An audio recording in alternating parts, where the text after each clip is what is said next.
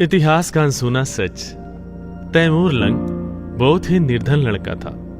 वह किसी धनवान व्यक्ति की भेड़ बकरियां चराया करता था तथा सुबह शाम किसी लोहार के अहरण पर घन मारने का काम करता था।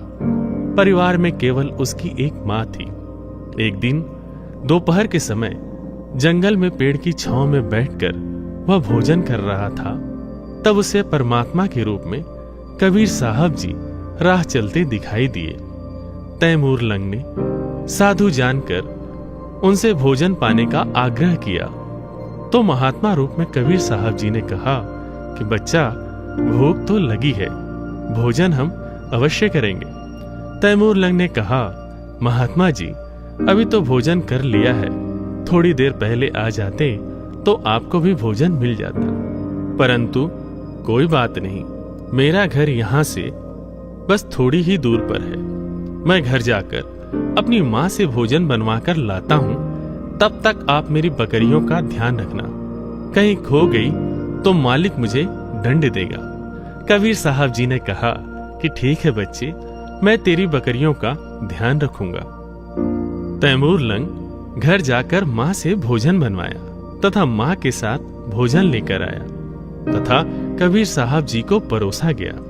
जब तक कबीर साहब जी भोजन कर रहे थे, तैमूर लंग की माँ ने प्रार्थना की कि महाराज जी, हम बहुत निर्धन हैं, कभी तो खाने को अन्न भी नहीं रहता। ऐसा उसने बार बार कहा। जब कबीर परमेश्वर जी भोजन कर कर उठे तो पास में बकरियों की बांधने की सांकल बेल पड़ी थी। उसे ही उठाकर तैमूर लंग की पीठ पर उन्होंने 7 बार मारी, फिर लात और मुक्के भी मारे। फिर कहा कि जा, मैंने तेरे बेटे को 7 पीढ़ी का राज दे दिया, और जो बाद में लात मुक्के मारे या फिर छोटे छोटे टुकड़ों में इसका साम्राज्य बट जाएगा। तैमूर लंग की माँ ने सोचा कि इस महात्मा के पास खाने के लिए रोटी तक नहीं है, तो 7 पीढ़ी का राज यह कहां से देगा। इतना सोच ही रही थी कि कबीर परमेश्वर अंतर ध्यान हो गए। तो तैमूर लंग और उसकी माँ ने सोचा कि जरूर यह कोई सिद्ध उक्त महात्मा थे, हमने इनके बारे में सोचकर गलत किया। कुछ दिन बाद कबीर परमेश्वर जी तैमूर लंग के सपने में आए और कहा कि जिस अहरण पर तू हथौड़ा मारता है वह जगह तू अपने सेठ से मांग ले। तैमूर लंग ने कहा कि वह मुझे कैसे देगा, मेरे पास उसको देने के लिए पैसे नहीं है। परमेश्वर कबीर साहब जी ने कहा कि तू केवल उससे बात तो कर, बाकी का काम मेरा है। तैमूर लंग सुबह उठकर अपनी माँ से बताया कि माँ, मेरे सपने में आज वही महात्मा जी आए थे। तो उसकी माँ ने भी कहा कि बेटा, उन्होंने दर्शन तो मुझे भी दिए थे, लेकिन वो बोल क्या रहे थे यह मुझे याद नहीं। तैमूर लंग ने कहा कि माँ, मुझे सब याद है। सारी बात बताई। सवेरे उठकर तैमूर लंग ने उस लोहार से कहा कि भाई, यह जमीन आप मुझे दे दो, मैं अपना काम चला लूंगा। लोहार ने कहा कि भाई, यह जमीन मुझे बेचनी है, लेकिन तेरे पास पैसे नहीं है, तू मुझे कहां से देगा इसके पैसे। तैमूर लंग ने कहा, सेठ जी, आपका पूरा पैसा दे दूंगा, 6 महीने में आपके पैसे लौटा दूंगा। लोहार सेठ को पैसे की सख्त जरूरत थी, इसलिए अहरण वाले उस जमीन को तैमूर लंग को दे दी। परमेश्वर कबीर साहब जी ने तैमूर लंग को बताते रहे कि इस जमीन के चारों तरफ दीवार बनाकर इसके नीचे जो धन गड़ा हुआ है वह धीरे धीरे निकाल ले और अपना काम चला ले। तैमूर लंग ने वैसा ही किया। उस धन से कुछ कुछ घोड़े खरीदे और बेचने खरीदने का व्यापार करने लगा। लोग सोच रहे थे कि तैमूर लंग का तो धंधे ने हाथ पकड़ लिया, यह तो निहाल हो गया, लेकिन वह तो कबीर परमेश्वर की कृपा से धनवान हो रहा था। एक दिन तैमूर लंग जंगल में जा रहा था। कुछ दूरी पर उस गांव की एक लड़की कुछ काम कर रही थी। उधर से किसी राजा के सैनिक आए और लड़की को उठाकर ले जाने लगे। तो उस बहन ने आवाज लगाई, रे भाई तैमूर लंग, मुझे बचा ले, रे भाई तैमूर लंग, मुझे बचा ले। तैमूर लंग उस लड़की को बचाने के लिए राजा के सैनिकों से भिड़ गया लेकिन तैमूर लंग अकेला था। सैनिक 3-4 की संख्या में थे। तैमूर लंग को अधमरा करके पटक कर सैनिक लड़की को उठाकर लेके चले गए। जब उसे होश आया तो उसने सोचा कि इस राजा को सबक सिखाना ही है। उसने अपने जैसे ही कुछ गांव के युवा लड़कों को इकट्ठा कर उनको लड़ना सिखाया और बदले में उसको पैसे देने लगा, जिससे और युवा लड़के आकर उसका साथ देने लगे। उनको लड़ना सिखाया, हथियार बनाना सिखाया। ऐसे करते करते उसने अपने लिए एक बहुत बड़ी फौज बना ली।